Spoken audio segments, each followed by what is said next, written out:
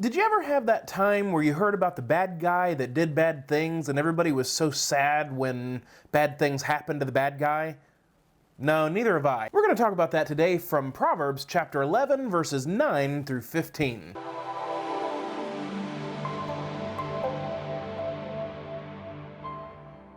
Hey guys, and welcome back to God's Word Made Simple by Simple Servant Ministries. My name is Aaron Hawk, and if this is your first time visiting with us, I just want to say welcome and thank you for joining us. God's Word Made Simple is an online discipleship ministry dedicated to taking God's Word and making it simple. We want to help you understand God's Word, apply it to your life, and grow in your relationship with the Lord. Also, make sure you hit that subscribe button and turn the bell notification to all so that you don't miss any future videos. We would love to have you as part of our family. Okay guys, let's get into the text. If you did not catch the previous section in Proverbs, it would have been 11, 1 through 8.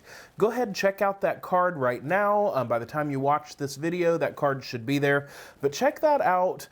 Remember, the Proverbs in general is about contrasting wickedness versus good, so there's going to be this contrast throughout all of them. But this section in particular kind of zeroes in on what I'm going to call corporate sins, where you have something more obvious going on than just in private individual. But don't let that framework think that it doesn't apply to individuals as well. It's just a way to have a theme for this video. Remember, each proverb is basically taken on its own as a general truth. So, starting in verse 9, chapter 11, verse 9, with his mouth the godless man destroys his neighbor. And we've all known people like that. We may have been guilty of that ourselves, where we're speaking ill of people and using our mouth to destroy rather than build up. And if you want a good discussion on that, read the book of James. It has a lot to say, as well as the rest of the book of Proverbs. The Proverbs have a lot to say about the way that we use our mouths and our tongue in particular in terms of our speech. And if you don't think that speech is destructive potentially, just watch modern media.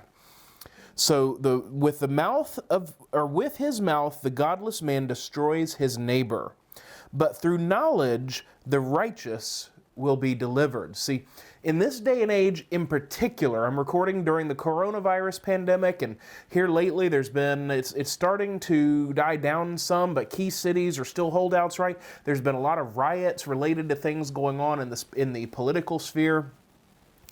This verse is more applicable now than probably at any other point in my life. With his mouth, the godless man destroys his neighbor. Some people are just bent on stirring up trouble and causing problems. But through knowledge, the righteous will be delivered. See, when we actually study, know the whole story, we can make better decisions instead of just blindly following whatever we're taught. Verse 10. When it goes well with the righteous, the city rejoices, right? So when there is good stuff happening because good people are doing good things, everybody's happy about it. And when the wicked perish, there is joyful shouting.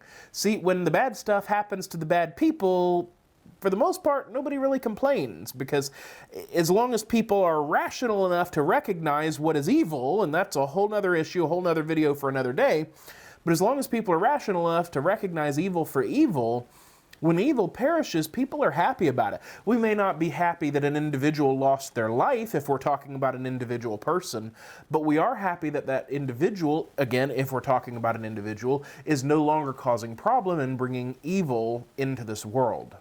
Verse 11, by the blessing of the upright, a city is exalted. So once again, this is one individual. By the blessing of the upright, no, well, actually, sorry, this is not just one individual. So this is talking about the people that are upright, righteousness, people who do upright things, right?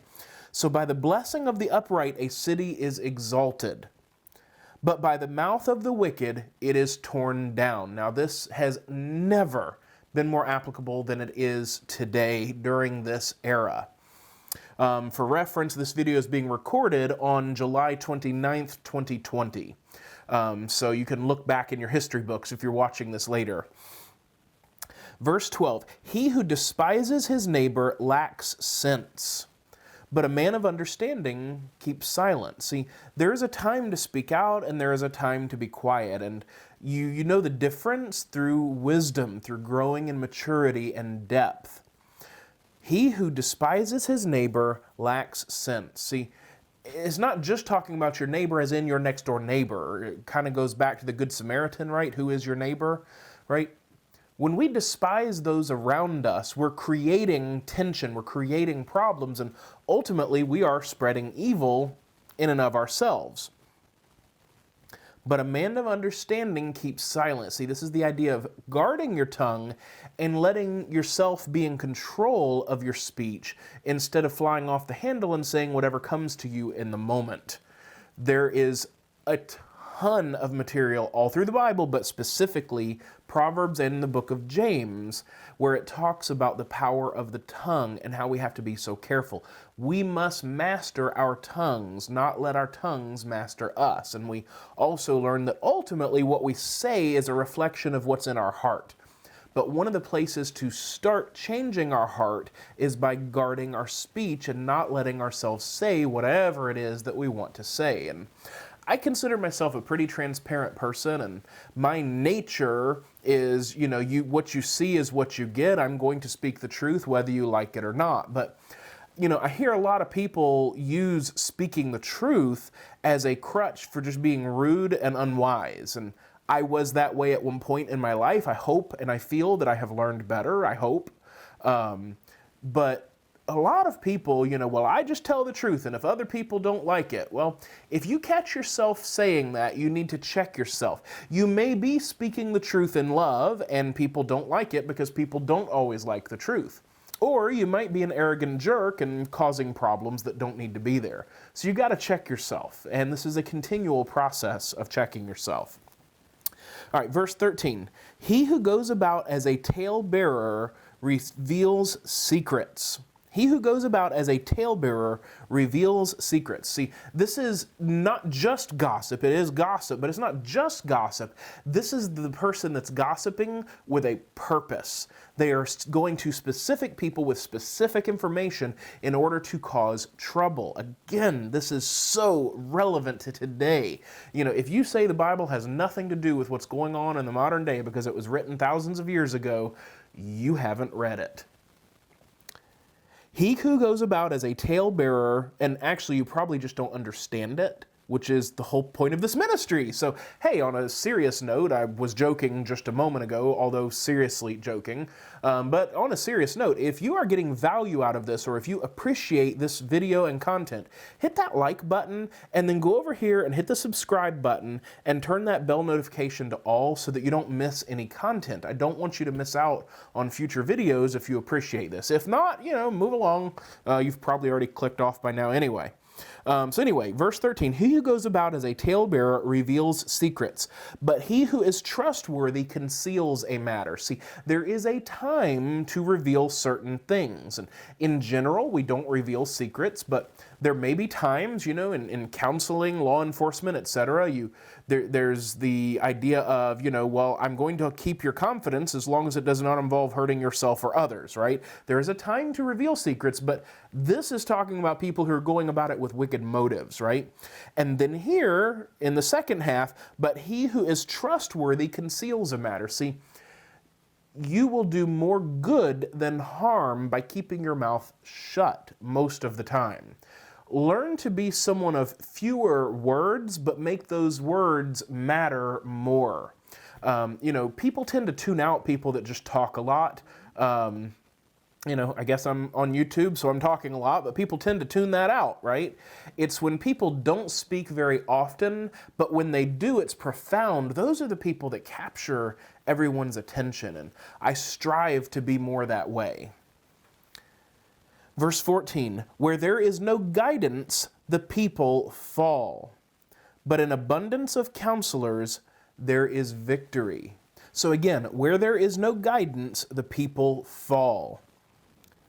But in abundance of counselors, there is victory. See, when there is no leadership, when there is no solid counsel, people go astray, they scatter, anarchy sort of comes up. Why?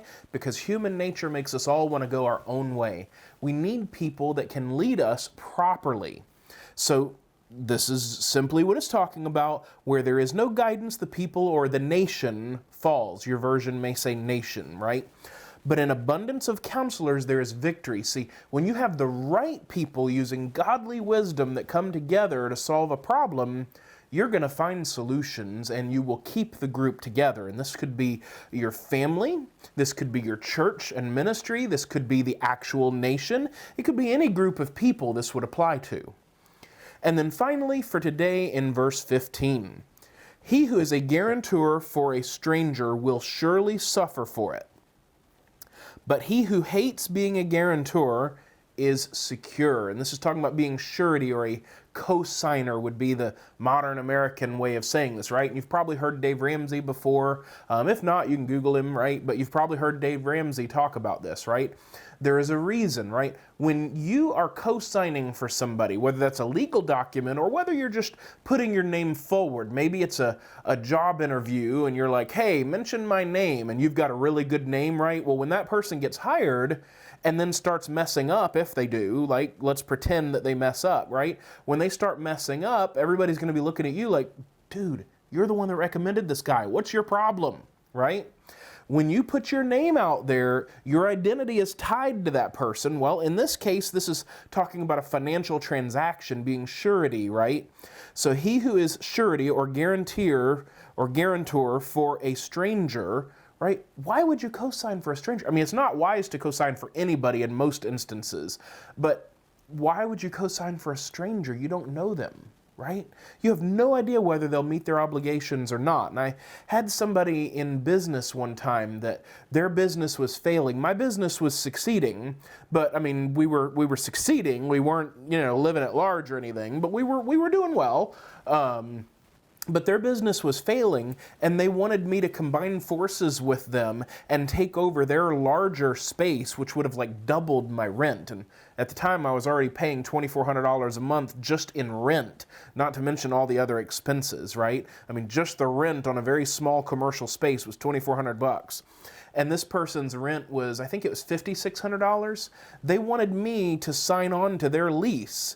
And I had to lovingly tell them, look, no offense, but if you can't make it on your own, I can't take on your debt, because I'm doing okay with what I've got right now because my income and my expenses match, but I can't take on your space too. And that didn't really register with them, right? He who is a guarantor for a stranger will suffer for it. I would have lost everything.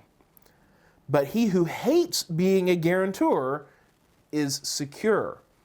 I ended up selling that business. Hey, nobody makes as much money as they want to in business, but I ended up selling that business instead of losing everything. And that's a perfect example of how this applies in the modern day. So guys, again, if you appreciate this, hit the like button, hit subscribe, hit that bell to all. Make sure you don't miss any future videos. Comment down below. Let me know if you have a time that you can look back in your life and say, you know what? I remember a time where I could have signed for somebody and I didn't, and I'm so glad I didn't. Or maybe the opposite. Maybe you're willing to be transparent enough and say, I remember signing for somebody and I put my name on that contract and man, they didn't go well. And I really wish that I hadn't done that. Let me know your thoughts in the comments, guys, or anything else you care to share. So guys, thank you very much and God bless.